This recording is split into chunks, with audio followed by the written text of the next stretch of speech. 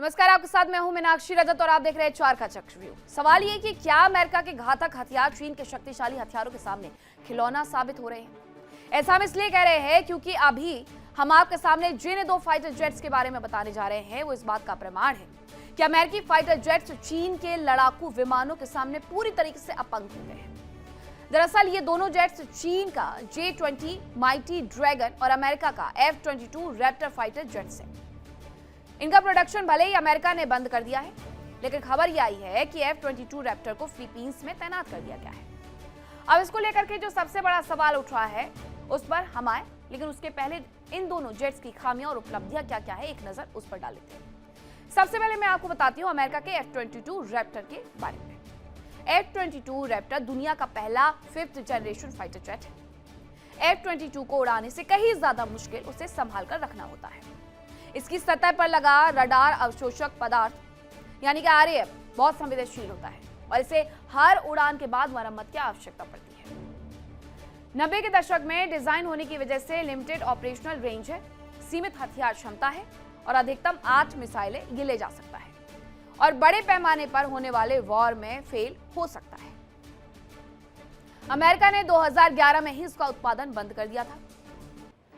अब बात चीन के J-20 माइटी ड्रैगन की उपलब्धियों की करते हैं।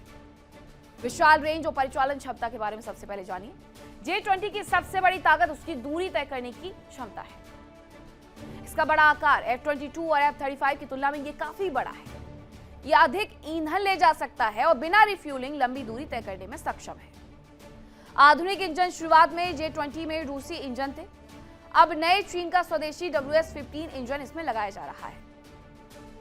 J-20 विमान अकेला ही ड्रोन्स की पूरी फौज का नेतृत्व कर सकता है और असल में F-22 रैप्टर दुनिया का पहला 5th जनरेशन फाइटर जेट है। इसे साल 2005 में अमेरिकी सेना में शामिल किया गया तो दुनिया के पास इसके जवाब में कुछ भी नहीं था।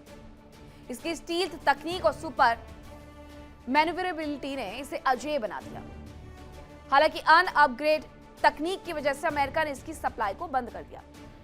अब इसी को लेकर के सबसे बड़ा सवाल ये खड़ा हो रहा है कि जिस फाइटर जेट का प्रोडक्शन 2011 में बंद हो गया, उसे फिलीपींस में ट्रंप की सेना तैनात आखिरकार क्यों कर रही है? क्या सुपर पावर की रेस में अमेरिका को पीछे चीन छोड़ते हुए नजर आ रहा है? इसी पर करेंगे हम चर्चा, लेकिन सबसे पहले ये भी आपको बता देती हूं कि F-22 रैप्टर की आखिरकार कमजोरियां क्या है। सबसे पहले इसकी जो कमजोरी है वो है इसकी हाई मेंटेनेंस। F-22 को उड़ाने से कहीं ज्यादा मुश्किल है इसे संभाल कर रखना है, इसकी मेंटेनेंस को संभालना। इसकी जो सतह पर लगा हुआ RAM है वो बहुत संवेदनशील होता है और इसे हर उड़ान के बाद मरम्मत की आवश्यकता पड़ती है, इसलिए ये खर्चीला है।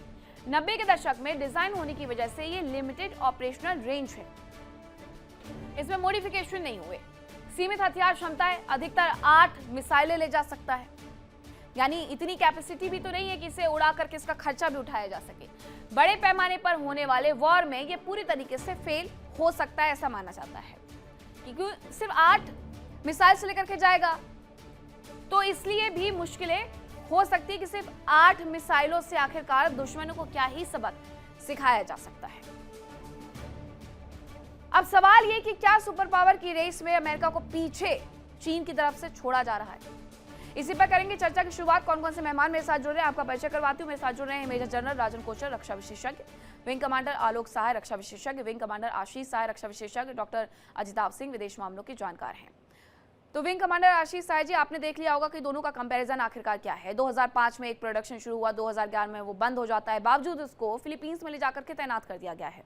अमेरिका क्या करना चाह रहा है? अमेरिका क्यों ऐसे फाइटर जेट्स की तैनाती फिलीपींस में करते जा रहा है जो कि अब आउटडेटेड हो गए हैं, पूरी तरीके से बंद हो गए हैं? और दूसरी तरफ चाइना क्या फाइटर जेट्स के मामले में अपने आप को ज्यादा अपग्रेड कर रहा है अमेरिका के मुकाबले?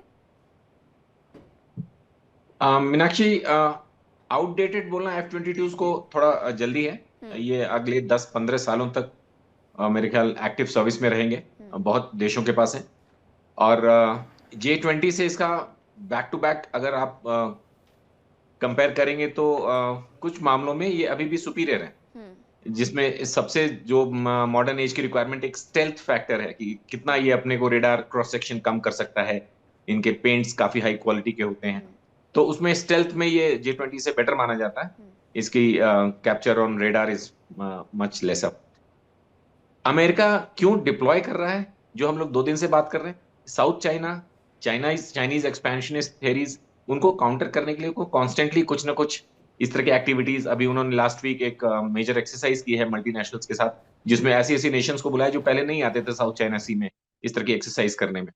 और F-22 का ऑफ कोर्स एजिंग फ्लीट है, रोक दिया है, उसका नया प्रोडक्शन रोका हुआ है, पुराने प्रोडक्शन की पूरी फुल फ्लेजेड मेंटेनेंस बरकरार हो रही है, जहां भी है स्पेयर्स आते रहते।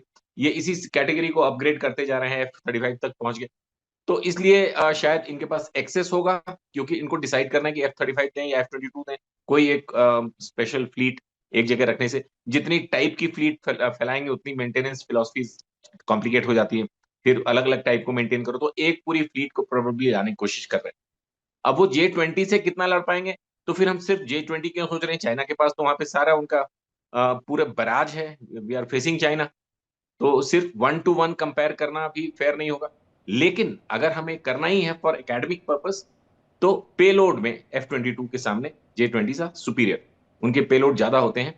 F-22 is more of a air to air combat, air to air missiles carry करने वाला स्टेल्थ, जो कि जैसे जैसे हम देख रहे हैं एयर वॉर चेंज हो रही है बहुत रैपिड स्केल पे, तो उसकी जो थियरीज, जो फिलोसफीज हैं, वो भी चेंज हो रही हैं। नेटवर्क सेंट्रिक हो रहा है कि आप कितना सैटेलाइट से, कितनी आप बाहर से उसको एक्टिवेट कर सकते हो, क्या आपके पास किल स्विच है, इस तरह की चीजें। तो उसमें एवियोनिक्स में जिस तरह का प्रेडिक्शन हो रहा है, उसमें अब एयर टू एयर कॉम्बैट, जैसा कि हमने गल्फ में देखा कि बहुत कम हुए। एक्चुअली जो कुवैत ने 3 मारे थे F-15s, वो भी एयर टू एयर कॉम्बैट नहीं था, फ्रेंडली फायर था। तो 2 जहाज आमने सामने आकर क्या कॉम्बैट करेंगे, क्या वो रेलिवेंट रह गया है आज की तारीख में? बहुत कम हुआ है।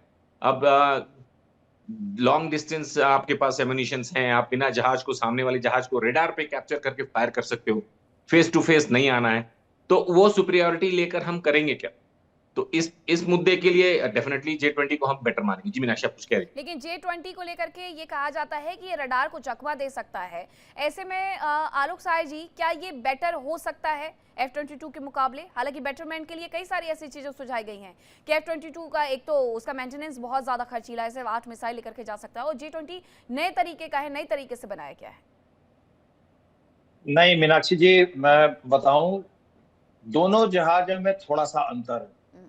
आप अगर रडार सिग्नेचर की बात करेंगी, स्टील्थ टेक्नोलॉजी में F-22 J-20 से ज्यादा सुपीरियर है। अच्छा। क्योंकि J-20 का जो नोज पोर्शन है, फ्रंट पोर्शन, उसमें रडार सिग्नेचर थोड़ा उसके कारण उसका ज्यादा आता है, प्लस J-20 साइज में भी बड़ा है F-22 से।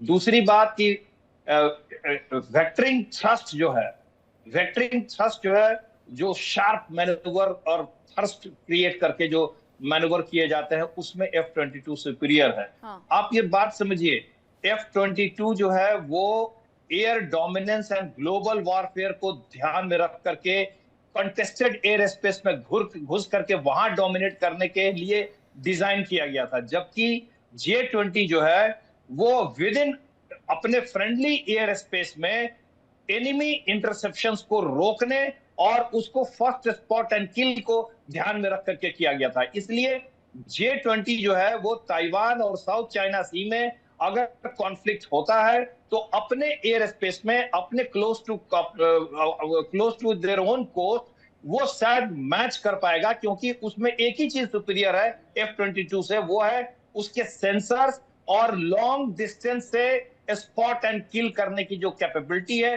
वो थोड़ी सी एज रखती है F-22 से, and that to in a friendly air space.